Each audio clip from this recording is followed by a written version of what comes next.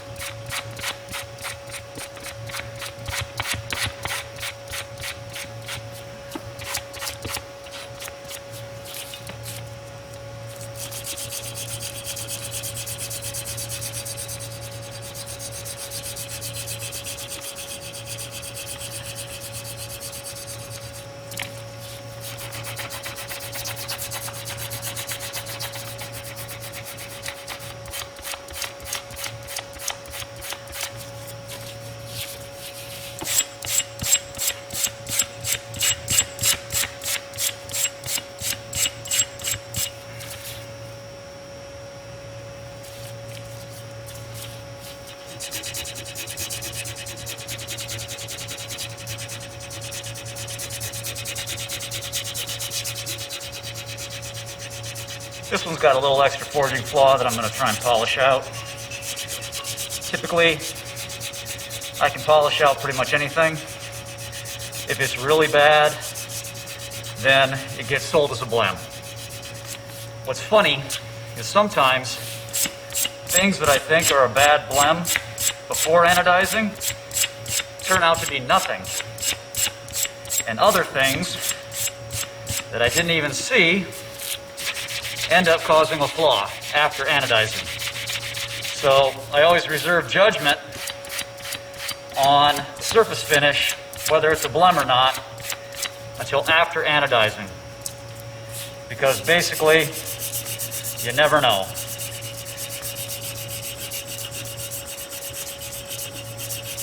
I have to pretty much polish off the whole skin of the as-forged surfaces in order to get the gray anodizing to turn out.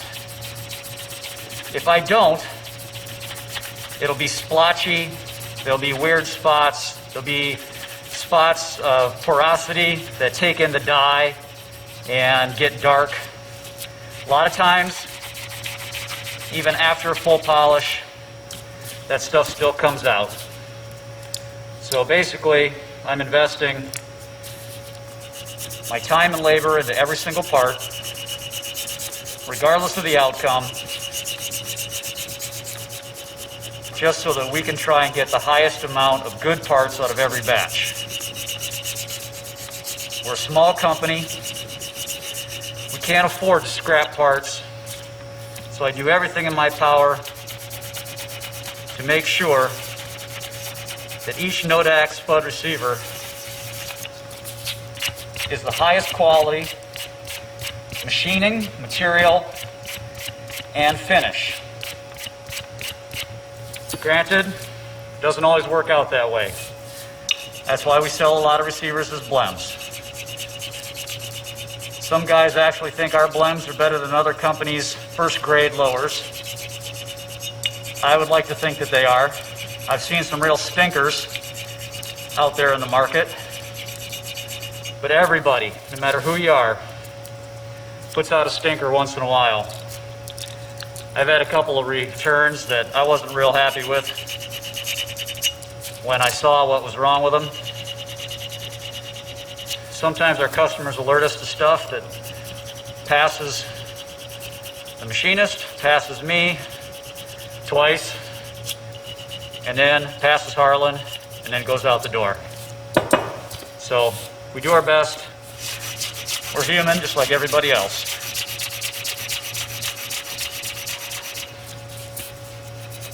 I know a lot of you guys think that what we do is excessive on this polishing, but with 7 years of experience doing this, touching virtually every single part, which is thousands, I know exactly what I need to do to make the product good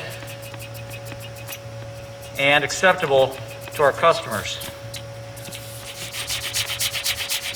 We're not the cheapest. We don't make the most. We're not the biggest. None of those things interest me.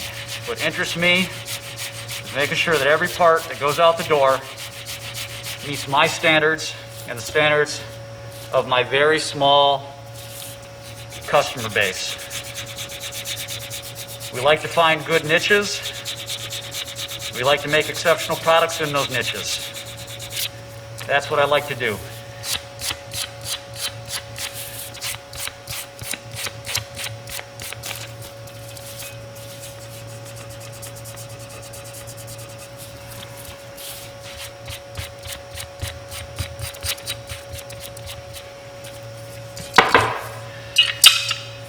Got about 7 original Colt 604 uppers I use to check parts against.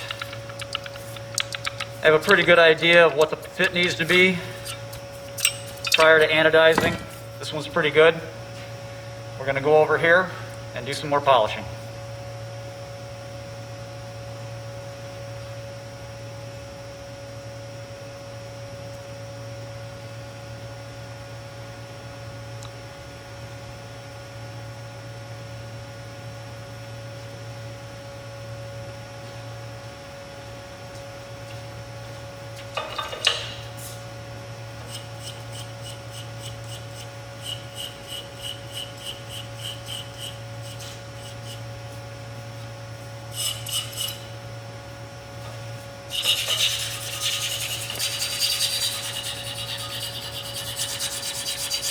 Right now I'm breaking the edges on the machine surfaces.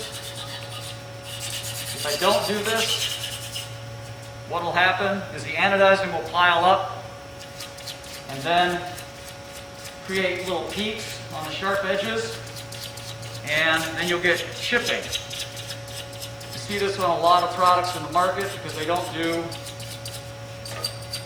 a rolled edge on these surfaces. It doesn't take much.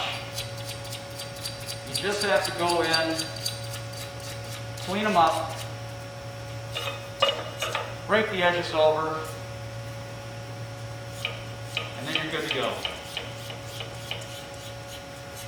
I'm also going back and I'm polishing some areas that I had hit with the buffing wheel and actually Scotch-Brite. What this does is smooths out the surface, removes any lines that I've created with the buffing of the Scotch-Brite. It also gives you a nice smooth surface in case there's any forging flaws that will show up after anodizing. Like I said earlier, some things that you don't think are going to show through the anodizing do, and other things that you think are going to look like crap don't. So you really just have to give every part a full treatment and see how it works out.